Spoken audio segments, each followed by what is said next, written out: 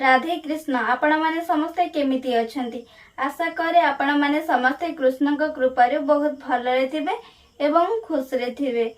आपण माने कोन केबे भाबिछंती कि सृष्टिर पालन करता प्रभु श्री कृष्ण काहे कि गोटे छोट शिशुर रूप धारण कले। श्री कृष्ण को काहे कि आज आंठुआ गोपाल भावरे पूजा करा जाउछि। कोन रहिछि एही रहस्य?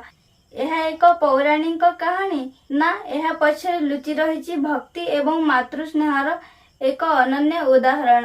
आज आम यही वीडियो रे जानिबा सही अद्भुत कहानी विषय रे, जो कहानी सुनिले कि आपण मानक हृदय भक्ति रे पूरी उठिबो।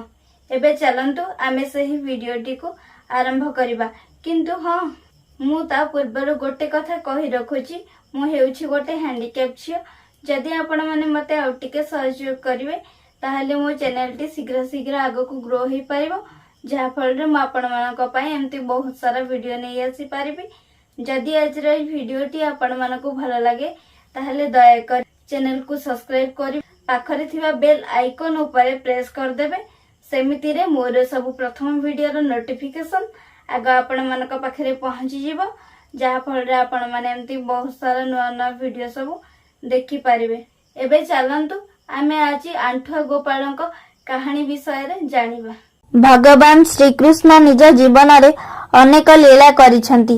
केबे से गोपाल तो केबे पुनी से मनचोर, आउ केबे से द्वारिकाधीश तो केबे पुनी से अर्जुन रथर सारथी। किंतु ओडिशा रे प्रभुंकर एक नियारा रूप देखिबाकू मिले, आंठुआ गोपाल रूप।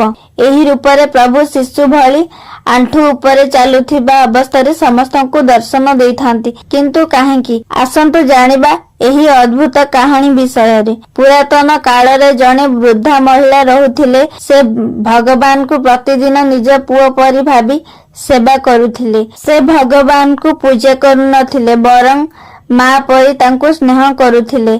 प्रतिदिन से गोपालଙ୍କ ପାଇଁ କ୍ଷୀର, ଲଡୁ, ମାଖନ ପ୍ରସ୍ତୁତ କରୁଥିଲେ ଏବଂ ଭୋଗ ଲଗାଇବା ବେଳେ ସେ କହୁଥିଲେ ଯେ ଆସ ମୋ ପାଗଳ ଖାଇଦେ। କିନ୍ତୁ ମୂର୍ତ୍ତି ତ ମୂର୍ତ୍ତି ନା, କୌଣସି ବି ଉତ୍ତର ମିଳୁନଥିଲା। ତଥାପି ସେ ନିଜ ବିଶ୍ୱାସ ନ ହରାଇ ଦିନେ ବୃଦ୍ଧା ମହିଳା ବହୁତ ମନ ଦୁଃଖରେ କହିଲେ, हे गोपाल, मु तो तुमको संतान भली भल पाए। मो हातरे सबुदिन तुम पाई भोग प्रस्तुत करे, किंतु तुमे काहेकि मो हातरू आसी खाऊ ना? जदि तुमे सतरे मो गोपाल तेबे आसी खाओ। एहा कही सेही वृद्धा महिला जनक कांदिबाकू लागिले। भक्तଙ୍କ आखिर लुह केबे भी श्रीकृष्ण को अटकाई पारे नाही। हठात सेही मंदिर भितरे दिव्य आलोक व्यापी गला। भगवान श्रीकृष्ण एक छोट शिशुर रूप धारण कले। से धीरे धीरे आंठु ऊपर चली वृद्धांक पाखकू आसिले। वृद्धा आश्चर्य होई चाहि रहिथिले। तांकर गोपाल सतरे जीवंत होई आसिछंती। प्रभु श्रीकृष्ण निज छोट हातरे माखन उठाई खाइबाकू लागिले। वृद्धांक आखिरु आनंदरे अश्रु झरी पडुथिला। से निज पुओ परी गोपालଙ୍କୁ कोଳରେ बसाई स्नेह कले। एही अद्भुत लीला परे समस्त लोक कहिबाकू लागिले, एहा तो आंठु ऊपर चालुथिबा गोपाल, अर्थात आंठुआ गोपाल बोली भगवान श्रीकृष्ण को समस्ते कहले। सेही दिन ठारू प्रभुंकर एही रूप आंठुआ गोपाल नाम रे प्रसिद्ध।